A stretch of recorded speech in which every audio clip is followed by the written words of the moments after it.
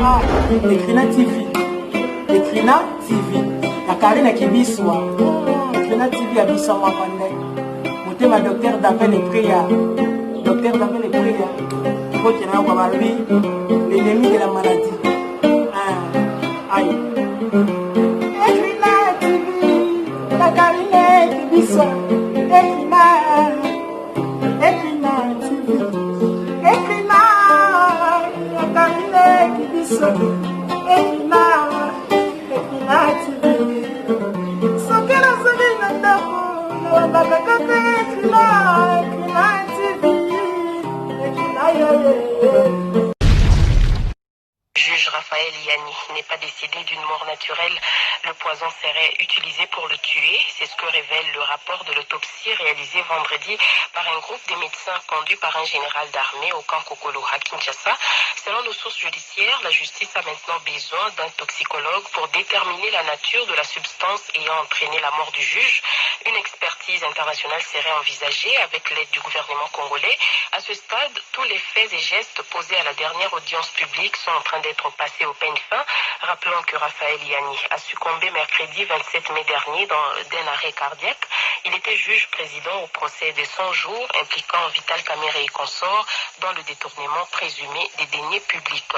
Pendant ce temps, l'Union pour la nation congolaise, partie chère à Vital Kamerhe, dénonce des attaques distillées dans les réseaux sociaux tendant à lui attribuer la série des morts à la présidence de la République ainsi que celle du juge Iani. L'UNC l'a fait savoir dans un communiqué publié ce week-end à Kinshasa. Alain Mouchinj nous en parle. Dans ce communiqué, l'UNC dénonce des critiques tendancieuses dirigées contre son président national et ses avocats à la suite de la mort inopinée mercredi 27 mai du juge Raphaël Iani qui présidait avec dextérité la composition chargée de porter un jugement dans le procès opposant le ministère public aux prévenus Kamerhe, Jamal et consorts. Tout en saluant la mémoire de nos compatriotes décédés et en présentant ses condoléances sincères à leurs familles respectives, l'UNC consternée et soucieuse, elle aussi, de faire la lumière sur ces morts inquiétantes à la présence de la République et le décès inattendu du juge Raphaël Iani, condamne fermement cette campagne d'intoxication de l'opinion et dément toutes les accusations infondées portées contre elle et son président, note le communiqué. L'UNC exige pour ce faire l'implication d'un médecin légiste indépendant et international pour autopsier le corps du juge décédé dans des circonstances non encore élucidées jusqu'à ce jour. Enfin, le communiqué signale que fort heureusement, le porte-parole du chef de l'État a bel et bien confirmé au journal télévisé de la RTNC du 29 mai 2020 que les décès des membres du cabinet du chef de l'État sont dus à la pandémie de la maladie à coronavirus. C'est tout d'abord que le juge Raphaël Iani n'est pas décédé d'une mort naturelle. Le poison serait utilisé pour le tuer. C'est ce que révèle le rapport de l'autopsie réalisé vendredi par un groupe de médecins conduit par un général d'armée au camp Kokolo à Kinshasa. Selon nos sources judiciaires, la justice a maintenant besoin d'un toxicologue pour déterminer la nature de la substance ayant entraîné la mort du juge. Une expertise internationale serait envisagée avec l'aide du gouvernement congolais. À ce stade, tous les faits et gestes posés à la dernière audience publique sont en train d'être passés au peigne fin. Rappelons que Raphaël Iani a succombé mercredi 27 mai dernier d'un arrêt cardiaque. Il était juge président au procès de 100 jours impliquant Vital Kamerhe et consorts dans le détournement présumé des deniers publics.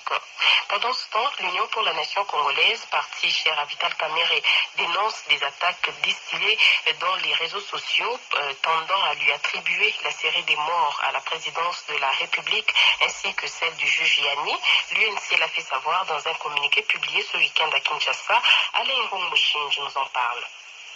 Dans ce communiqué, l'UNC dénonce des critiques tendancieuses dirigées contre son président national et ses avocats à la suite de la mort inopinée mercredi 27 mai du juge Raphaël Iani qui présidait avec dextérité la composition chargée de porter un jugement dans le procès opposant le ministère public aux prévenus Kamerhe, Jamal et consorts. Tout en saluant la mémoire de nos compatriotes décédés et en présentant ses condoléances sincères à leurs familles respectives, l'UNC considère concernée et soucieuse, elle aussi, de faire la lumière sur ces morts inquiétantes à la présidence de la République et le décès inattendu du juge Raphaël Ianni, condamne fermement cette campagne d'intoxication de l'opinion et dément toutes les accusations infondées portées contre elle et son président. Note le communiqué. L'UNC exige pour ce faire l'implication d'un médecin légiste indépendant et international pour autopsier le corps du juge décédé dans des circonstances non encore élucidées jusqu'à ce jour. Enfin, le communiqué signale que fort heureusement, le porte-parole du chef de l'État a bel et bien confirmé au journal télévisé de la RTNC du 29 mai 2020